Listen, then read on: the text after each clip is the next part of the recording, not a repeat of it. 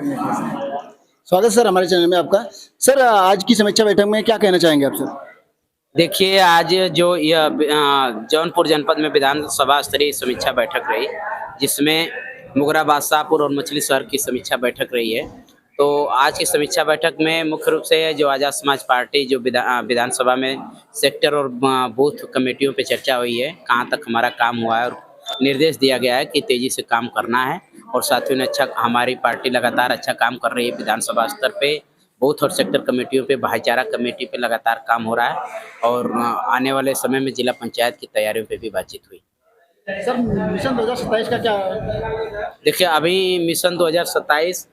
की तैयारी, चूँकि वही मैं बता रहा हूँ कि जो हमारा सेक्टर और बूथ कमेटियाँ, भाईचारिक कमेटियों पे लगातार काम चल रहा है, हमारी कमेटियाँ बन रही हैं।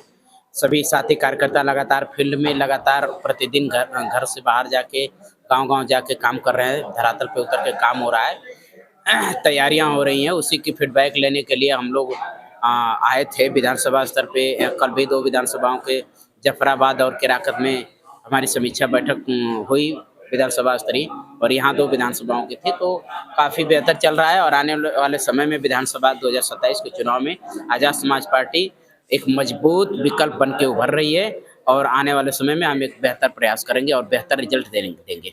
सर अभी बताया जा रहा है कि अभी जो प्रसिद्ध स्कूल हैं उनको विलय किया जा रहा है सर। अभी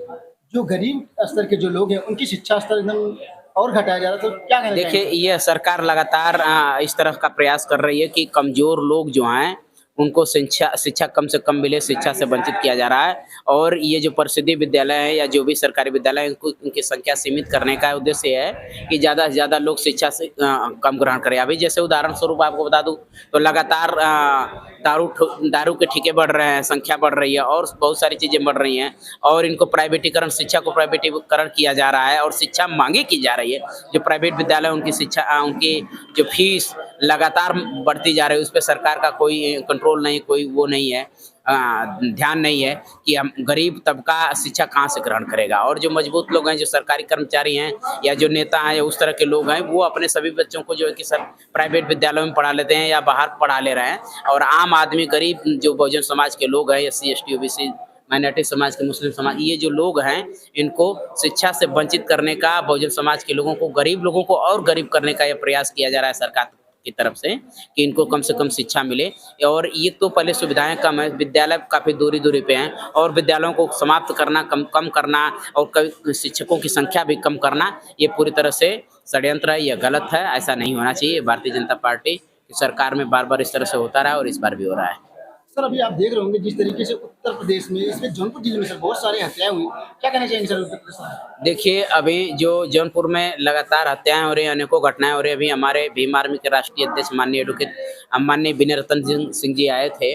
जो 3-3 लोगों को कुचल के हत्या कर दी गई थी दलित समाज के। तो उस मामले में उन्होंने अल्टीमेट दिया है, उसमें गिरफ्तारियाँ भी हुई हैं। तो जौनपुर हो या पूर्वांचल के और भी कई जिले हैं या प्रदेश में अनेकों जगह लगातार घटनाएँ हो रही हैं, हत्याएँ हो रही हैं, बहुजन समाज के लोगों के साथ अन्याय अत्याचार हो रहा है, वनों के साथ अन्याय हो रहा है। तो लगातार भीम आर्मी आज़ाद समाज पार्टी उन पे संघर्ष कर रही है, उनको जेल भिजवाने का काम कर रही है, एफआईआर दर्ज कराने का काम कर रही है। आगे भी उनकी लड़ाई हम लड़ रहे हैं, लेकिन ये सरकार जिस तरह से जो आपराधिक किस्म के लोग हैं, जो अपराधी हैं, उन पे सरकार का कोई भय नहीं है, कानून का कोई भय नहीं है, क्योंकि सरकार, या तो ये मैं कहूँ कि सरकार की तरफ से ऐसे अपराधियों को संरक्षण मिल रहा है, क्योंकि जब ऐसे अगर कोई कृत्य कर रहा है, अपराध कर रहा है, तो तुरंत त्वरित कार्रवाई होनी चाहिए, गिरफ्तारी होनी चाहिए, ऐसे लोगों को तुरंत जेल भेजना चाहिए, फास्ट ट्रैक कोर्ट में से फैसला करा के उनको सज़ा मिलनी चाहिए। तो ये सरकार जो है कि जानबूझ के ऐसे मामलों को ढिलाई दे रही है, ध्यान नहीं दे रही है, कम से कम कार्रवाइयाँ हो रही है, इसलिए ये अपराध लगातार बढ़ रहे हैं और ख़ासकर सबसे ज़्यादा अपराध हमारे लोगों पे बढ़े हुए हैं। हमारे माननीय एडवोकेट चंद्रशेखर आज़ाद जी, जो भीम आर्मी के चीफ हैं, आज़ाद समाज पार्टी के राष्ट्रीय अध्यक्ष हैं, लोकप्रिय सांसद भाई एडवोकेट चंद्रशेखर आज़ाद जी लगातार इस देश में वंचित समाज के लोगों की लड़ाई को लड़ने का काम कर रहे हैं, मुस्लिम समाज की लड़ाई को लड़ने का काम कर रहे हैं, बहनों के सम्मान की लड़ाई को लड़ने का काम कर रहे हैं। कहीं भी अन्याय अत्याचार हो रहा है तो उनके निर्देश में पूरे देश में भीम आर्मी आजाद समाज पार्टी के कार्यकर्ता पदाधिकारी लगातार आंदोलन कर रहे हैं, लगातार संघर्ष कर रहे हैं, लोगों को न्याय दिलाने का प्रयास कर रहे हैं। तो मैं यही बहुजन समाज के लोगों से कहना चाहूँगा कि इस आने वाले समय के लिए आप तेजी से आजाद समाज पार्टी भीम आर्मी में जुड़िए और भाई एडवोकेट चंद्रशेखर आजाद जी को प्रभावशाली बनाए, उनका साथ और सहयोग दीजिए कि आने वाले समय में आजाद समाज पार्टी शासन सत्ता में आए और जो जो लगातार हमारे लोगों पे अन्याय अत्याचार हो रहा है वो समाप्त